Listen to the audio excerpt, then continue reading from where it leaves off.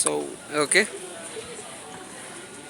Faisal Salum kwa sasa hivi imebakia 30% kutua Simba. Wewe kama shabiki wa Yanga ambao ulitamani Faisal Salum ajiunge na klabu ya Young Africans, ulikuwa na maoni gani? Maoni ya Faisal, kwa kweli Faisal ni mchezaji mzuri sana. Ukitaja wachezaji bora viungo washambuliaji Tanzania, yule huwezi kumwacha miongoni mwao. Maana utaanza Faisal, utakuja Mdasi na wengine utawajazia. Lakini Faisal ni mchezaji mzuri sana. Anapohitajika na timu ni wa muhimu. Ni kiungo mojawapo. Ni sawa na samaki ukamnunua ziwa Tanganyika pale, ukamtia kwenye sufuria bila chumvi, hajawa samaki mzuri. Kwa hiyo Faisal ni chumvi. Tunapoongelea tuache ushabiki tuje kwenye uhalisia. Ni mchezaji mzuri.